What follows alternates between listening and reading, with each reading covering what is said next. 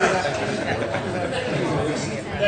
you, Madam Speaker. My question is directed to the Minister for Counter-Terrorism, Minister for Corrections, Minister for Veterans Affairs. How is the New South Wales Government's prison infrastructure plan creating jobs across the state? Minister for Corrections. Thank you, Madam Speaker, and I also thank the member for Clarence for his question.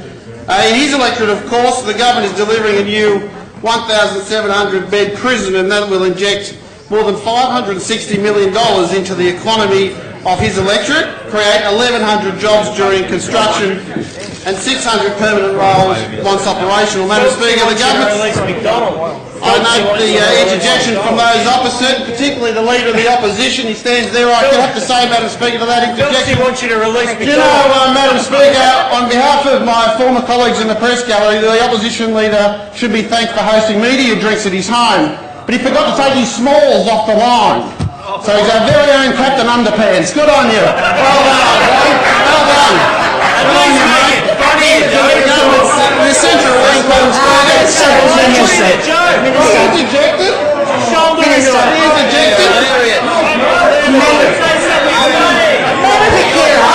Don't start calling people gross.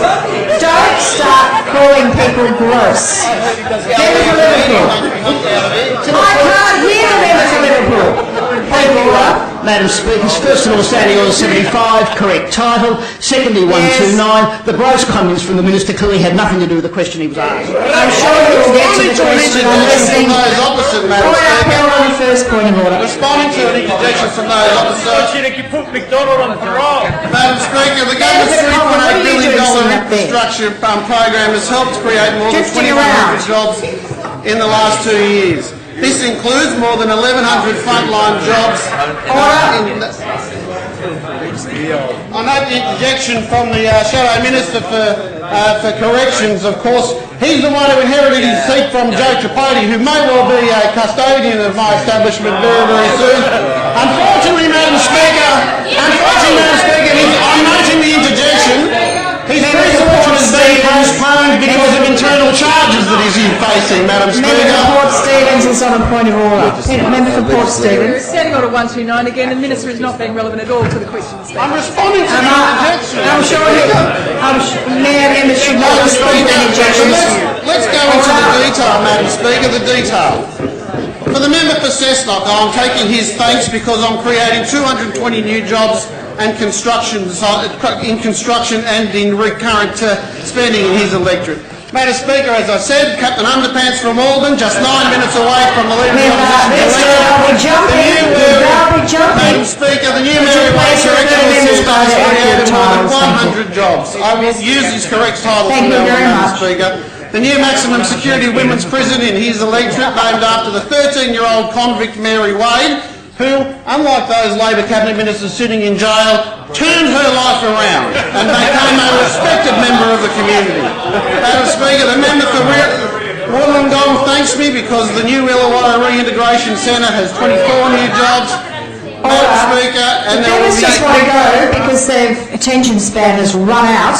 Just go, willingly and voluntarily, before you are removed. Madam Speaker, inmates from Wollongong are cleaning local sports grounds and gardens.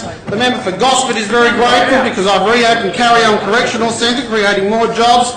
The member for Londonderry, unfortunately, has gone left the chamber. I'm hoping she's gone to write me a thank you card because I've created new jobs there by expanding Gilwinia Correctional Centre.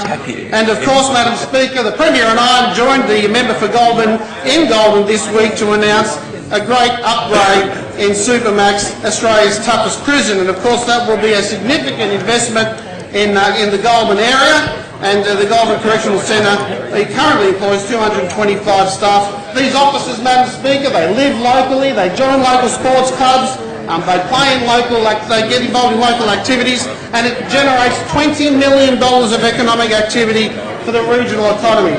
Madam Speaker, Supermax upgrade is of course part of the government's $47 million investment in combating radicalisation within the correctional centre. Madam Speaker, an upgrade in Supermax will create 40 jobs for local contractors and increase the number of frontline officers. Madam Speaker, we need to be on the front foot when it comes to radicalised offenders, and that's why this investment in infrastructure will future-proof New South Wales and handle a new era of terrorist inmates. Madam Speaker, the government refuses to take a step back in protecting the community, but in counter-terrorism, of course, a portfolio that the Labor Party still won't commit to. They still won't commit to, Madam Speaker. The opposition... Member for Clarence. Request an extension, please, Madam 2 minutes is granted. I would appreciate some... Madam If Speaker, you want to go voluntarily, some of you who aren't interested. Madam Speaker, while we wait for the opposition to announce a policy on counter-terrorism, we get on with the portfolio and ensuring that our community remains safe and secure. The opposition cannot guarantee that safety. They are unfit to govern, and that includes, of course, the Leader of the Opposition. Madam Speaker, the government understands that our prisons have to go beyond simply locking people up to get the best value for money. And that's why we want to harness the opportunity for them to positively contribute to society once the courts have said they must be reintegrated to the community. And that's why this government has invested $330 million in rehabilitation programs right across this state, Madam Speaker. Better supervision in the community and, of course, better rehabilitation programs, education, and we will be doing this, we will be pursuing this investment with the added benefit of more jobs. Jobs that include 590 community corrections officers and 68 new security and intelligence positions, Madam Speaker. In regional areas like Cooma, Madam Speaker, we have a new high-intensity program, Regional Cooma. We have a new high-intensity program unit where inmates receive treatment, education and programs to help meet the government's target to reduce adult reoffending. There will be 10 out of these units across the state, Madam Speaker, and we have created more than 80 new roles to staff them. Madam Speaker, new units are in Bathurst, Mid-North Coast, Windsor, South Coast and, of course, Wellington. Madam Speaker, this government is committed to stimulating employment and economic growth. Every community should receive its fair share. And that's why we're delivering improved inmate rehabilitation programs, additional prison infrastructure, and the government is making a real and lasting difference for the people of New South Wales.